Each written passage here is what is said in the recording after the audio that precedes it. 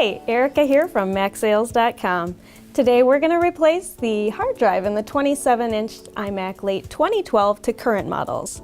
There are a number of reasons you may want to replace your iMac's current hard drive. You may find yourself in a situation where the original drive has failed and a replacement is necessary, or you may wish to simply upgrade your original factory drive to one with a higher capacity, better performance, or both. Replacing the hard drive in this model of iMac is an advanced installation. There is a risk of damage to the screen, so if you're unsure about completing this installation yourself, we highly recommend contacting a professional to perform the install for you. Now, before you get started, here are some tips to make it a little easier. First off, we recommend you watch this video all the way through so you have a clear idea of the process. Next, but just as important, we recommend you make a backup of your existing data. For more details on that, please visit MacSales.com. This job requires a few tools: 2 suction cups, a screen removal tool, a nylon pry tool, a Torx T10 screwdriver, a Torx T8 screwdriver, and a thermal sensor cable. A microfiber cloth for cleaning smudges on your screen is also recommended. Make sure you have these ready beforehand, and to protect your computer, make sure you're working on a soft, static-free surface. And if you can, it's a great idea to watch the video on another device so you can follow along step by step. Once you're all set, we're ready to follow along with our MacSales.com experts. The display on the iMac is held in place with an adhesive around the edges which you'll have to cut apart. This is a tricky process which runs the risk of cracking the display, so you'll need to be very careful. Starting on one of the lower corners, insert the screen removal tool between the glass and the chassis. Work along all the edges of the iMac, taking care not to push out on the glass. All we're doing is cutting the tape holding the display on, not prying the glass away. The process may take a little bit, and you may need to go over sections multiple times, so be patient.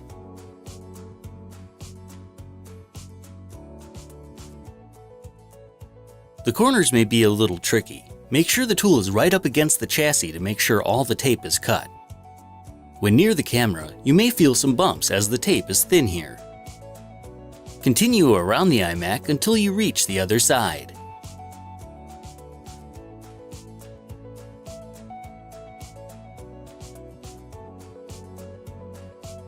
You may now lay the iMac face up on your work surface and attach the suction cups to the upper corners.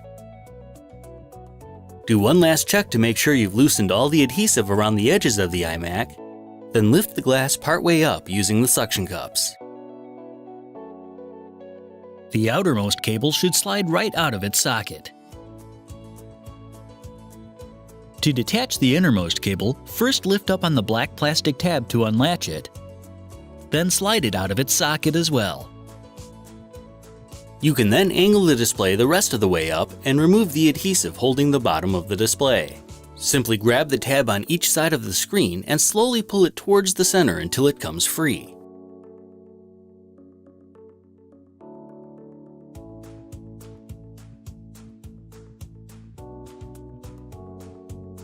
Finally, use your opening tool to slit any remaining adhesive along the center edge, and you should be able to remove the display and set it aside. The easiest way to remove the drive is to first move the speaker panel over. Do this by loosening these 2 Torx T10 screws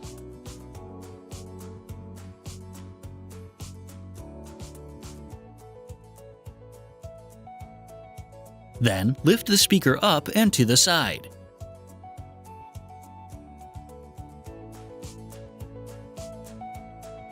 You should now see 2 Torx T10 mounting screws which you can remove.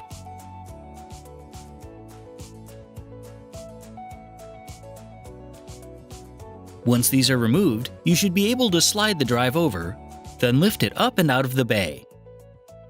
Finally, disconnect the SATA cable by simply sliding the connector out of its socket and remove the drive completely from the iMac. The last thing we'll need to do is peel up any adhesive remaining around the edges of the iMac.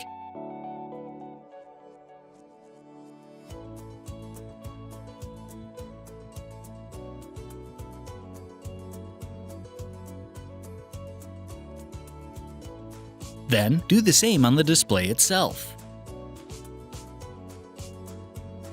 We are now ready to install the new drive.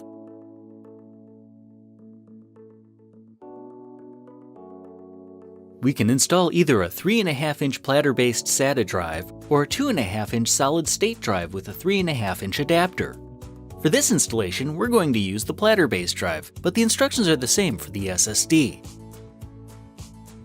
Slide the mounting bracket from the pins on the drive. You can now remove the pins themselves with your Torx T8 screwdriver,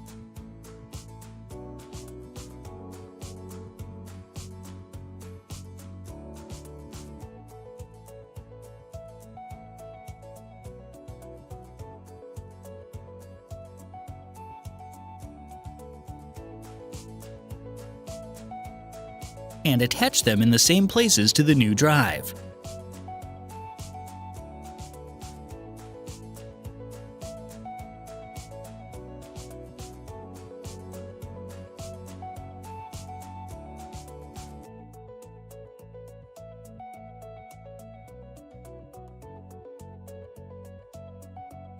Attach the SATA connectors on the OWC sensor cable to the connectors on the new drive,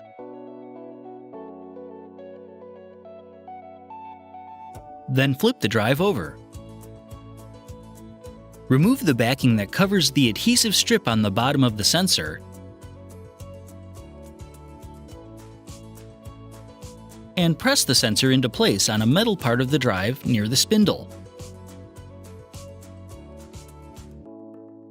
For the SSD, you'll want to place the sensor on a metal piece of the drive near the SATA connector. Finally, with the SATA connector facing toward you, slide the bracket onto the metal pins on the right side of the drive. Your drive is now ready to install into the iMac.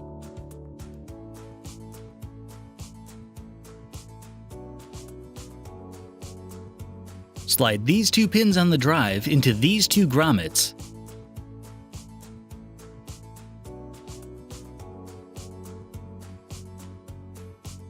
then secure the other bracket with its two Torx T10 screws.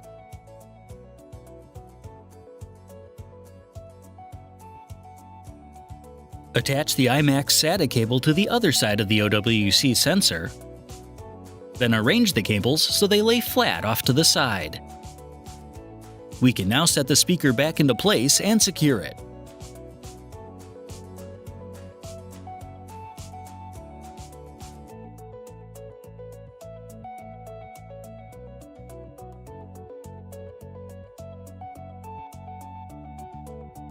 Next, we need to put the display tape pieces in place, following the placement instructions on the sheet that came with your kit. The piece numbers will follow clockwise from the upper left corner. Peel off the backing of each piece and set it in place using some small screwdrivers or other thin tool to align the holes in the tape with the holes in the iMac frame.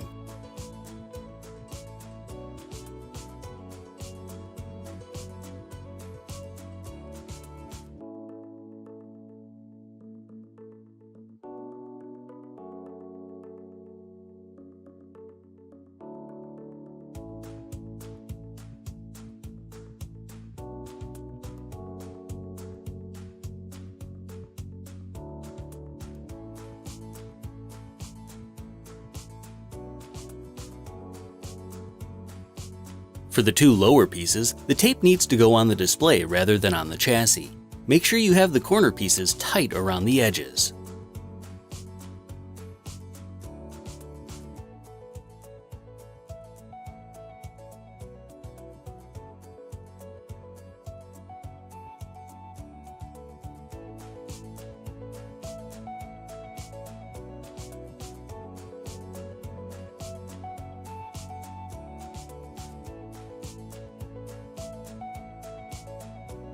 Once you have all the pieces set, you can then peel off the backing on the other side to expose the adhesive that will attach the display. Set the display along the bottom edge, as flush with the lip and as centered as possible, but don't let it close yet as we need to reconnect the video cables.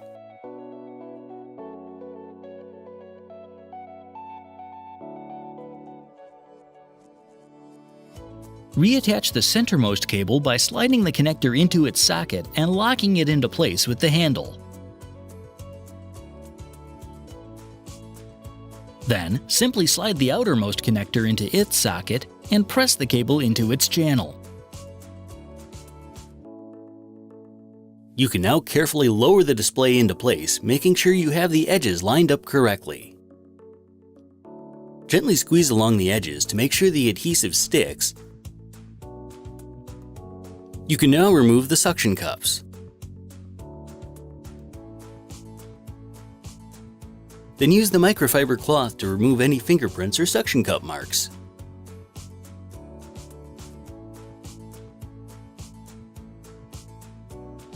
Well, we're all done. Now that your iMac is back together, you can reinstall your OS and transfer your data to the new drive.